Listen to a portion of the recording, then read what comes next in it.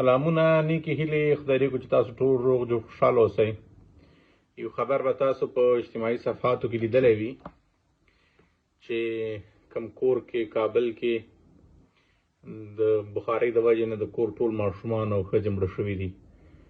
ولې هر کال د ژمي په رارسېدو سره دغسې پیښې زموږ او تاسو په وطن کې پیښیږي او د دې مخنیوی نه کیږي. در اصل دغه مشکل څنګه دا ګیس وژل کوي؟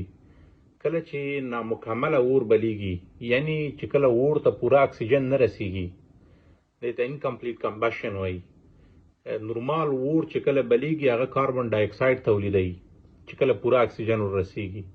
کله چې اکسیجن پوره نه ورسیږي نو د کاربن ډای اکساید په ځای باندې کاربن مونوکساید تولیدوي، کوم چې یو ډیر خطرناک او وژونکی ګیس دی. که اندازه یې ډېرې په څو دقیقو کې انسان وژني، خاص کر ماشومان او حامله ښځې او مشران. کله چې تاسو به لیدلي په افغانستان کې چې کله ژمی راورسیږي، کړکۍ او دروازې او د کوټې چې څومره ټولې ټولې مطلق بندې شي او په یوه کوټه کې بخارۍ کېښودل شي او ټول کور هم د یوې کوټې ته راغونډېږي او په همغه یوه کوټه کې اور بلیږي. د کوټې اکسیجن ډیر مصرفیږي، خلک هم اکسیجن مصرفوي، اور هم اکسیجن مصرفوي او اکسیجن کوټې ته هیڅ راځي نه. کم چې بیا اور د کاربن ډای اکساید په ځای باندې کاربن مونوکساید تولیدوي، کم چې وژونکی یو ګیس دی، ډیر خطرناکه. نو بعضې احتیاطي تدابیر دي چې دغه وژل مطلق د انساني ناغېړي د وجې نه منځته راځي.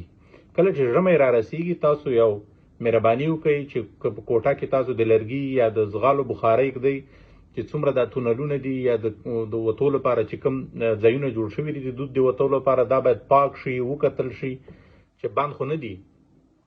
که ګازي بخارۍ تاسو مثلا استعمالوئ، تاسو کوشش وکئ چې د هغې پایپ ور بدل کړئ په کال کې یو ځل. هغه کوم ګوټک چې استعمالیږي هغه وګورئ چې لیک خو نه دی. د شپې د خوا نه کوټې نه مطلق دا بخارۍ وباسئ، او که د لرګي او که د زغالو هغې هم د شپې د خوا نه باید ګل شي. او بل مهمه خبرداره چې کوټه باید بالکل بند نه شي، دومره ځای باید پرېښودل شي چې هغه اکسیجن خو کوټې ته راشي. چې کله کوټه مکمل بند شي او ته په هغه کې اور لګوې، ته چې په هغه کې اور لګوې خو اکسیجن ختم شو، نو اور ته بیا اکسیجن پوره نه رسیږي، هغه بیا دغسې وژل منځته راوړي، وژل ترې پېښېږي. نو تاسو مهرباني وکئ چې اوس ژمی را روان دی، اکثر خلکو بخارۍ ایښي او څوک بېږدي، چې تونلونه ورته پاک کوئ، پایپونه بدل کوئ، چې پایپ یې لیک نه وي ګورئ، او د شپې د خوا نه ګازي بخارۍ په کوټه کې مه پرېږدئ، او د اکسیجن د راتلو لپاره کوټه کې ځای پرېږدئ. خدای دې وکړي دغسې پیښه بیا زموږ او ستاسو په وطن کې پیښه نه شي.